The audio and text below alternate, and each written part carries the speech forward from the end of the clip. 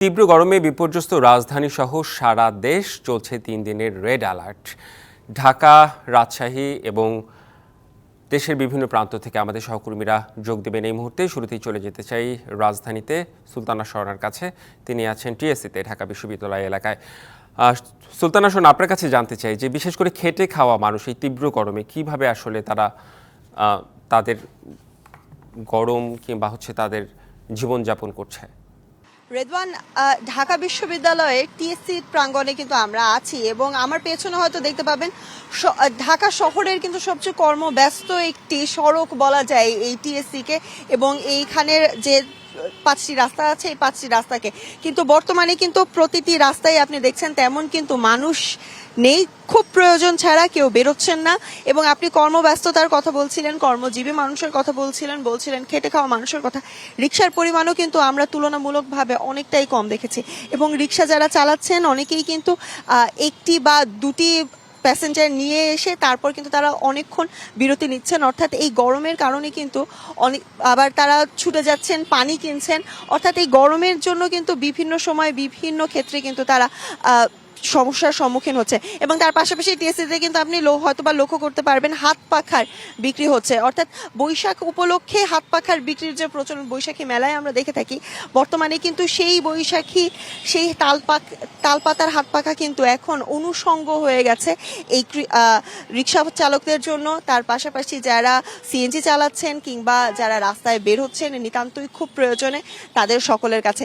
এবং তার পাশাপাশি যদি যুক্ত করি, যেহেতু বাতাসে জলীয় বাষ্পের পরিমাণ অনেকটাই কমে গেছে, তাই কিন্তু এই তাপপ্রবাহ সহসাই কমছে না, এমনটা আমাদেরকে আবহাওয়া অধিদপ্তর বারংবারই জানিয়েছেন। এবং এই দুপুর 12টা থেকে শুরু করে বিকেল 4টা পর্যন্ত এই যে সময়টি, আগামীকাল থেকে যেহেতু পুরো দমে অফিস আদালত খুলে যাবার যে সম্ভাবনা আছে, তাই কিন্তু বলা যাচ্ছে যে এই সময়টাতে সকলকে সতর্কতার সাথে বের হওয়ার যেমন বলা হয়েছে, তার পাশাপাশি সড়কেও কিন্তু আমরা এই সময়টাতে চাপ কম লক্ষ্য করতে পারছি। আগামীকালকের পরিস্থিতি যদি আরও অবনতি হয় তাপপ্রবাহে, তখন হয়তোবা পানি নিয়ে তখন আরো বেরানোর কিন্তু অনুরোধ করা হয়েছে পথচারীদেরকে।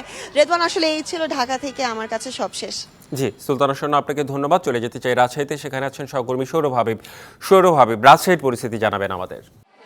রেদওয়ান, আমি জানিয়েছিলাম সকাল 9টায়, তখন তাপমাত্রা ছিল 33.6 ডিগ্রি সেলসিয়াস এবং বেলা বাড়ছে এখন 12টার সময় তাপমাত্রা এসেছে 39.2 ডিগ্রি 3 ডিগ্রি সেলসিয়াসে, এবং এই তাপমাত্রা কিন্তু বেলা বাড়ার সাথে সাথে বাড়তেই থাকবে এবং বিকেল 3টার দিকে এখানে তাপমাত্রা আরও অনেক বেশি বেড়ে যায়, এবং গতকাল যেমন ছিল 41 ডিগ্রি সেলসিয়াস। এবং আমি আছি রাজশাহী মেডিকেল কলেজ হাসপাতালের শিশু ওয়ার্ডে, এবং এখানে দেখছেন যে এখানে যে 150টি বেড আছে এই শিশু ওয়ার্ডে, এবং এই 150টি বেডের বিপরীতে এখানে ডায়রিয়া, জ্বর, সর্দিজনিত প্রায় 6 থেকে 700 রোগী ভর্তি আছে, এবং এখানে যে বেডের পরিমাণের চেয়ে প্রায় 5 গুণ বেশি রোগী ভর্তি থাকছে, এবং এই গরমের কারণে কিন্তু ডায়রিয়া রোগী প্রচুর বেড়ে গেছে। আমরা এই মুহূর্তে কথা বলবো রাজশাহী মেডিকেল কলেজ হাসপাতালের যে শিশুরোগ বিভাগের প্রধান ডাক্তার শাহিদা ইয়াসমিনের সঙ্গে। একটু বলবেন এই গরমে কি কি রোগ বেড়েছে এবং এই গরম থেকে বাঁচার উপায়টা কি শিশুদের? ধন্যবাদ আপনাকে। এই গরমে ডায়রিয়া, সর্দি, কাশি, জ্বর এগুলো অনেকটা বেড়ে গেছে আগের চেয়ে। আর আমাদের এখানে তো নর্মালি রুগী অনেক বেশি থাকে, তো এখন ডায়রিয়া রুগী সাধারণত 30-40টা জন থাকে এই ওয়ার্ডে। এখন তার চেয়ে বেশি আমাদের দেখা যাচ্ছে 50 থেকে 60 জন রুগী থাকছে ডায়রিয়ার, সব মিলিয়ে না ডায়রিয়ার। আর সব মিলিয়ে তো আমাদের যে 4টা ওয়ার্ড আছে সেখানে আমাদের 150টা বেড, সে বিপরীতে আমাদের 500রও সব বেশি থাকে রুগী। এখন তা একটু বেড়েছে রুগী। আর গরম থেকে বাঁচানোর উপায় কি? গরম থেকে বাঁচার জন্য যেটা করতে হবে, বাচ্চাদেরকে সকাল 9টার পরে যতদূর সম্ভব বাইরে যেন ঘোরাঘুরি খেলাধুলা না করে তার জন্য বলতে হবে, ঘরে রাখতে হবে। খুব প্রয়োজন না হলে যেন বিকাল 4টা পর্যন্ত ঘরের বাইরে না থাকে। আর যেটা যে পানি বা তরল জাতীয় খাবার ঘন ঘন খাবে, প্রতিদিন গোসল করবে, সুতি পোশাক পরবে, এগুলোই করতে হবে। আর ধন্যবাদ আপনাকে। শুনছিলেন যে এখানকার যিনি চিকিৎসক তিনি পরামর্শ দিচ্ছিলেন। রেদওয়ান, নিশ্চয়ই সৌরভ হাবিব, আপনার কাছ থেকে জানতে পারলাম, আপনি হাসপাতাল থেকেও জানাচ্ছিলেন। আপনাকে ধন্যবাদ। চলে যেতে চাই খুলনায় রয়েছেন আমাদের আরেক সহকর্মী আমিরুল ইসলাম। রাজশাহী, রাজধানী সহ সারা দেশেই মোটামুটি আমরা খবর পাচ্ছি তীব্র তাপপ্রবাহের। খুলনার কি অবস্থা? 1, 2, 3 ঢাকায় জমি জিতে নিন 100% ক্যাশব্যাক সহ 20 কোটি টাকার পুরস্কার।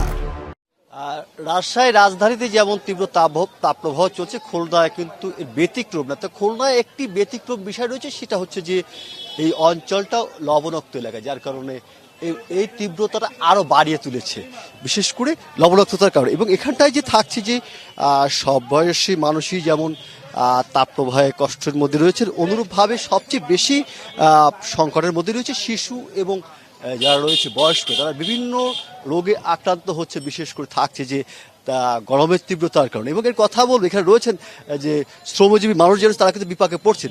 আসলে গরমে কি ধরনের সমস্যা হচ্ছে আপনাদের?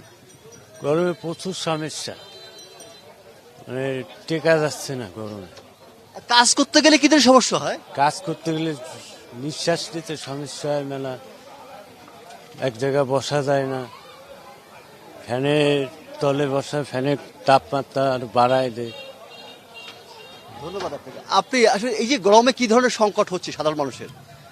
গরমে সাধারণ মানুষের গরম সহ্য করতে পারতেছে না, তারপর পেটের অভাবে তো মানুষ গরমে কাজ করতে হবে।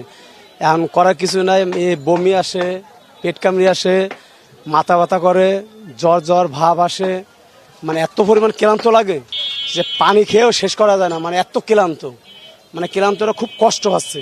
তারপরে করার কিছু নাই, গরিব মানুষের ইনকাম করতে হবে, বাজার খাইতে হবে, তার জন্য মানে গরমে ধন্যবাদ আপনাকে। এবং এই গরমের তীব্রতার কারণে যেমন বয়স্করা, শিশুরা যেমন বিভিন্ন রোগে আক্রান্ত হচ্ছে, অনুরূপভাবে শ্রমজীবী মানুষ যারা আছে, তার শ্রম বিক্রি করতে গিয়ে গরমের তীব্রতা একেবারে হিমশিম খেতে হচ্ছে।